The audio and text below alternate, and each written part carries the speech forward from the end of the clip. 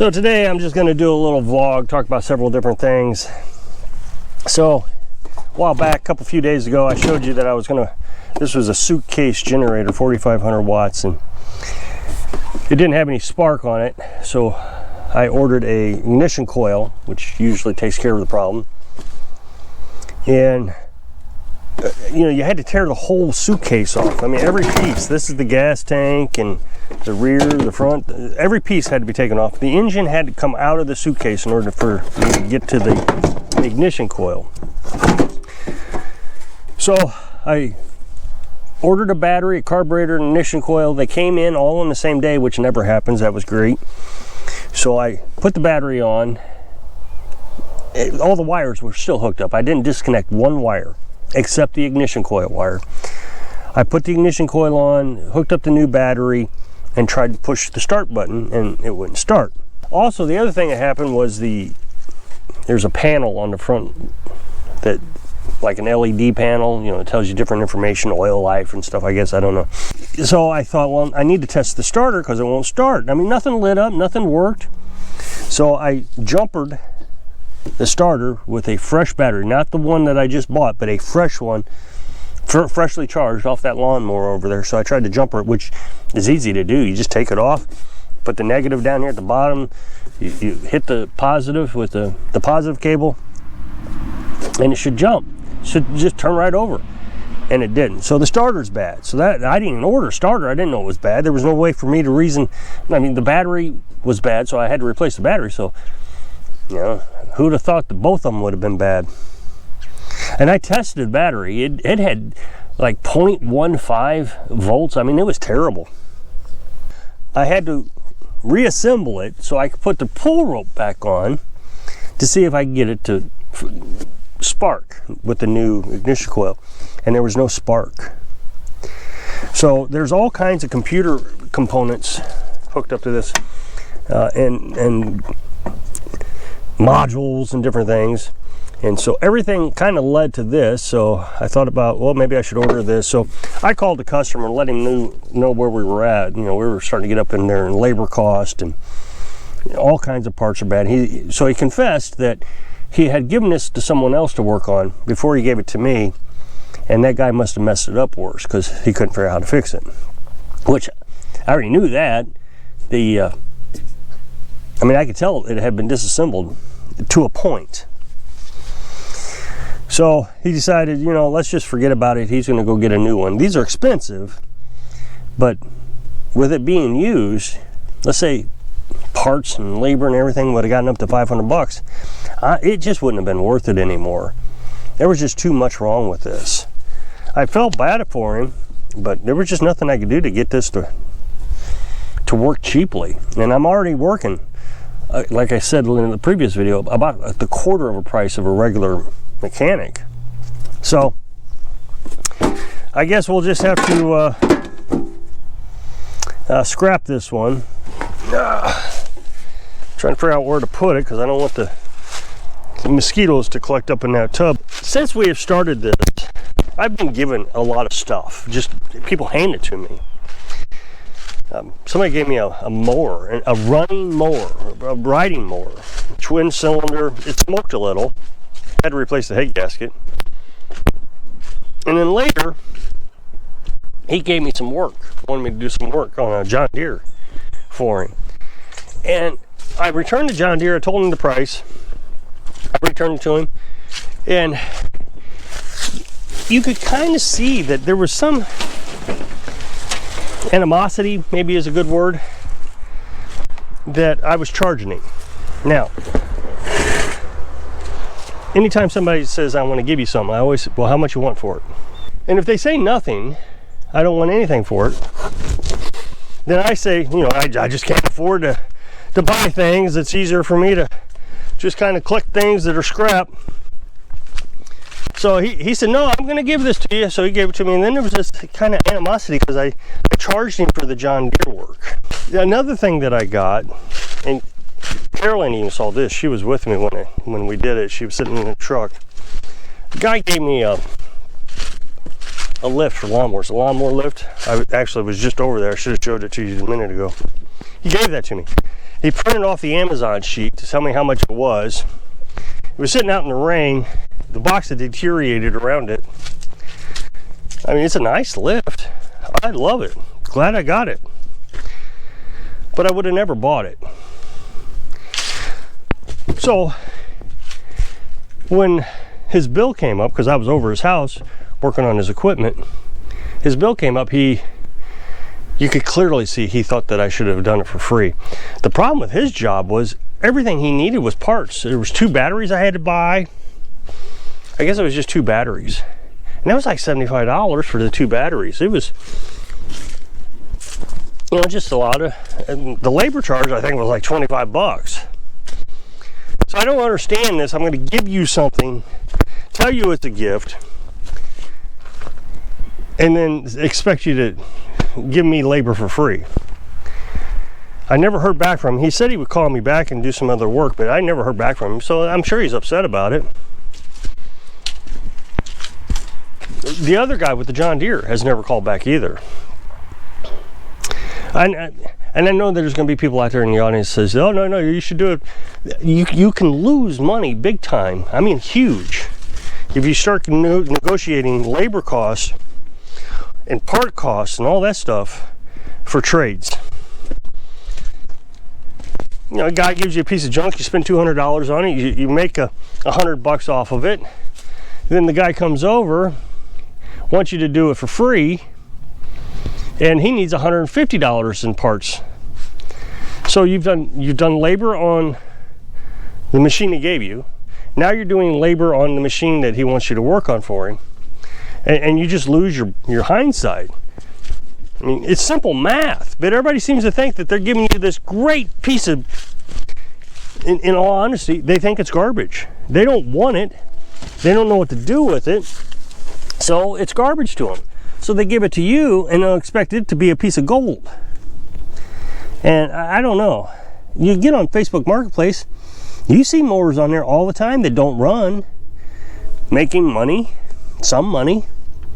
Seems to me if you need the money to get your mower worked on, sell the one you don't want, get some money up. I tell you what, sell the one that doesn't run. Let's say the labor and the parts are going to be $100 for the mower that he wants repaired. You sell the one you don't want run for $100. Good luck, but they expect me to buy it for $100. So this happened again yesterday. Not that he wants any work. Somebody gave me something. Gave me this walk behind, this self-propelled lawnmower. It's a Toro. And he says it doesn't run. He says every time I push the lever up here, it dies. So anytime he engages the wheels, the engine dies. Well, he was literally standing here when I figured out what the problem was. This bar, the shutoff bar, was hanging down here. It was on backwards, upside down. So when you pull the cable, let's see if I can do this one-handed. When you pull the cable, it moves this lever. That lever releases a ground from the ignition coil. There's also a brake in there that brakes the flywheel so it doesn't keep spinning. So if you're not pushing this down, the ground is still on the ignition coil. That's the shut off. That's how you shut a mower off. So it was upside down. He says, no, that can't be the problem. So he says, try to start it. So I tried to start it. Well, it was out of gas. So he said, anyway, it's a gift. You can have it. I said, well, thank you. I shook his hand. I really appreciated it. I drug it down over here. I was working on 3 other things, but I thought, I'll put some gas in just to see what it does. Well, I didn't even put gas in it. I just put some starting fluid in the carburetor. And it started right up. Of course, it died. So I put some gas in it, and I didn't even use starting fluid the second time. I just pulled the rope, started right up. I cut the over here and over here. I had Carolyn take a video of it. And I told him, I can't, as an honest business owner, I can't accept this. It runs. There's nothing wrong with it. I mean, he saw me put the handle on. I wouldn't have charged him for that. I mean, it just just pops in, pops out. That's all there is to it. So I wouldn't have charged him for it. And so he says, so I messaged him, sent him the video, told him I can't accept this as an honest businessman. Give me your address, I'll return it to you. He says, no, it's a gift. It's a gift. The problem is, while he was here, he said he had other things he wanted worked on, but he says, I can't give you those. I said, that's okay, I need money for those. And he says, I hear you. So twice, he literally said the word gift. It's a gift. I want you to have it. Wow, that's cracked. That's a bummer. So, if it's a gift, is there an expectation that I do labor for free? Now, this one's going to be a little struggle because there's nothing wrong with it. I don't have to do anything to it. Now, I know there's going to be commenters out there. Oh, yeah, you should do $100 worth of labor. Okay, I'll do $100 worth of labor for him, but I'm also selling, think about this, I'm selling his mower for him. If you think about it, I had to put it on Facebook. I have to meet with the customers. I have to sell it. So he can't get his mower work for free. Why doesn't he just sell it? So I don't know if I agree that a gift should be something I have to work for.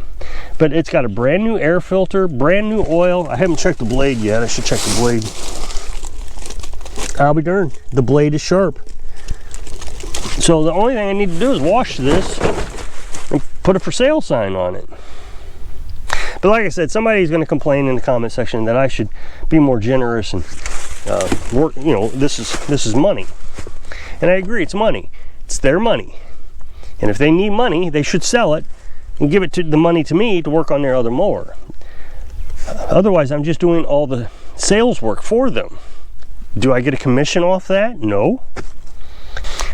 Carolyn and I was talking about this morning. I pay it forward a lot. Just yesterday, right before this guy showed up, as a matter of fact, he was messaging me while I was doing the other job. The guy calls me up and says, hey, my belt keeps popping off again. I worked on it last year. He's pretty rough on belts. It was cut up and different things. So I go over there and I said, well, I can tighten this and that'll get you going again. So I tightened the lever and took the part number off the mower, came back, ordered it. But I didn't charge him to run out there and tighten that up. He has called before. And there was a bar that was loose. And I could order the bar. And I said, well, until I get the bar, to get you up and running again, I can zip tie this thing up. It just kind of fall over. There was a gasket, a little rubber piece, I should say, that had worn away. I can zip tie this up, and that'll keep it from rubbing off the pulleys. Well, he didn't want to buy the part. He was happy with the zip tie. Again, I didn't charge him for that, so I ran all the way out there. And then a while back, I did some work on a push mower for a lady 20 miles away. I had to go pick it up and return it. So, you know, that's a 40-mile round trip twice. So it was 80 miles in one day. I went and picked it up, brought it home, cleaned the carburetor, took it back. She mowed with it for a while, and then about a few weeks later, I don't know how long, she messaged me again and says, it won't start. You got anything I can buy from you for sale? Well, no, I didn't have anything she could buy. So I'll come out and look at it. Maybe it's bad gas. Well, it's brand new gas. There's no way there's this gas. So I said, I'll come out and look at it. So I went out. It was sitting in her garage, and I pushed it out of the garage. And now this is a single mother. Her son still is at home. Carolyn was with me. I pushed it out onto the drive, pulled the handle, I think 3 times, pulled the rope 3 times, started right up. I didn't even prime it. You know, you had a priming bulb? I didn't prime it. What she'd done is flooded it. I'm sure she flooded it somehow, primed it too much or something. And I didn't charge her, so that was 40-mile round trip. Went out there, came back. I didn't charge her for it. So I do good stuff. The other thing Carolyn and I was talking about is we don't charge a lot. I charge a fifth, well, about a quarter let's call it a quarter of what most mechanics charge. That way the neighborhood can have a service at a relatively inexpensive price. I look for aftermarket products. You get on YouTube, you watch these guys, they refuse to buy aftermarket. They just won't do it. A carburetor, this carburetor right here, I can get for 25 bucks.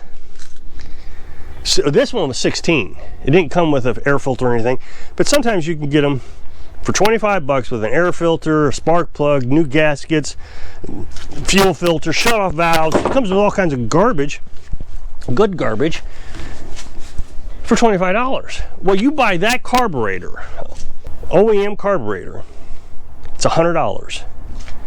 And those guys on YouTube, that's all they'll buy is the OEM. So I try to pay it forward as much as possible. And I feel like I do a good service around here. I try to take care of folks. And I work really hard at making sure the product is running correctly before I charge them anything. So if you'll click this up next box, it'll take you to a video where I was working on that saw. So if I can inspire you to pay it forward so you can live your dreams. Thanks for watching.